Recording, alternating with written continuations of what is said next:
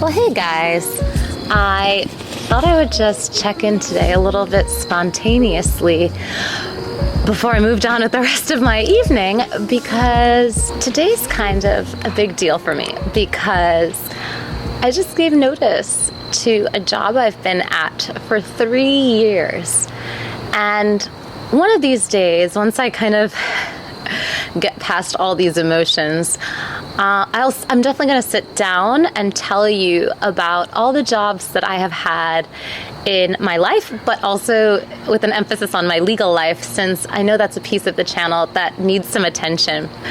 But in the meantime, until I reveal all of that, I just wanted to catalog my emotions while they were fresh. And it's kind of crazy because I sort of knew for a long time in my heart that I was ready to leave this job for a number of personal reasons and some professional reasons, but it had been sitting in my heart for months and months and months. And of course, the people really, really close to me knew that I was trying to leave and I had started applying to things, but I was always waiting for something in the external world, like the right opportunity to give me the impetus to finally put in my notice. And I didn't want to put in my notice until I had the next thing lined up, even though a big part of me really just wanted a break and knew I wanted to leave for so long. And finally, things got dragged out so much. There were things that sort of stretched out the process of interviewing and applying to things, and I still have a lot of things in the works. But I got to the point where I was like, I just need to pull the cord. It's just so clear in my heart. I'm not yet 100% clear on what the next thing was going to be, but I don't need to know that yet. Yesterday, I finally told my main chief supervisor about how this was my plan, and today more people in management knew and came and spoke to me, and it felt like a huge wave of relief. Like, I think having this secret just in my heart for months and months and months and months while I was waiting for everything else to be planned out and perfect was kind of eating me alive. And just announcing my intention, which there's nothing bad about this. I think that's something else I've learned, that I don't need to feel so guilty for being a free agent and for making a decision that feels right for me. And I've done everything honestly. I've given honest days of work and gotten honest pay, and there's nothing wrong with realizing that something isn't for you anymore and taking the steps you need to take to move on. So I feel a huge sense of relief. I feel so relieved that I had this really, really long, difficult hearing in court today, and I was so tired after it, but then I had this meeting with management, and then I felt relieved, and I came home, and I bought myself a very decadent sort of celebratory meal just to kind of celebrate to myself, and I got some ice cream, and I just sat on my porch in the sunshine and just let myself bask in that feeling of relief. But just knowing that I finally took a decisive action and that I took the action actively feels so empowering. And I guess that's the takeaway that I wanted to give you guys, that if you're always waiting for things to happen to you to give you the permission to take action, then you're always living a very reactive life. And living that reactive life is very disempowering. It's so disempowering. And I think that's why I felt so unempowered for so many months. It was like I was just waiting for the right thing to come along and the right opportunity.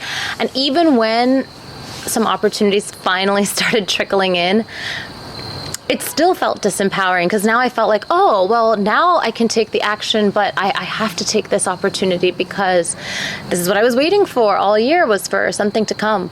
And the crazy thing is, there was one opportunity I was really excited about that I ended up not taking, but I still ended up this week putting in my formal notice. And both of those actually feel like very active decisions that I made on my own, based on my own thoughts and the best judgment I could, surmise based on all the data I had about myself and what I want. And I feel like both weeks have felt in that way very empowering. And so I think this is really important. I know that economy-wise, we're in a weird place, and a lot of industries are like having massive layoffs, and this isn't the time necessarily for everyone to be transitioning or, making big moves, and that's okay. There's a time and a place for everyone and everything. But I do think that whenever you do decide that it is the time that you need to make a change, and whether that change is a change regarding where you're living or who's in your life as a friend or as any other kind of relationship, or what you want to be doing for your livelihood, or even just what you want to be doing with your time on a given day or weekend, when you start really making active choices about how you want to spend your time and what actions you want to take, and you're not just waiting for things to happen that you can react to, you're going to start feeling so much more confidence and self-faith and self-reliance, and you're going to build this trust with yourself. And I think that that really is what true empowerment is. It is not living this incredibly reactive life. We're all human, and things are constantly happening around us, and we do react to everything. But I just want to almost think about storytelling for a moment, because I always found that the things that are happening around someone, that's like the plot. That's like, the backdrop of a story. But what I've always found really compelling in any character, in any story, whether it's a novel, a film, theater, or a real life court case, is when you're trying to figure out the moments in which that character had a decision to make. And when they made an active decision, what did that say about them? I think humans are defined by their active decisions, because every single time in your life that you make an active decision, there will be this cascade of consequences that will flow from it. And sometimes those are going to be great, sometimes maybe not so, but they are going to be the things that define you. So I just think that it's so empowering, and it's so individualizing, it's so identifying, to be the master of your ship and the captain of your soul when you can. Like, there's so many times in life where things are going to happen, they're beyond your control, and the healthiest thing to do is to just surrender. But surrendering is very different from being passive and suppressing your desires and never taking a decisive action yourself. So I don't think you should fight the natural flow of nature. I think you should surrender to forces that are more powerful than you are and trust them.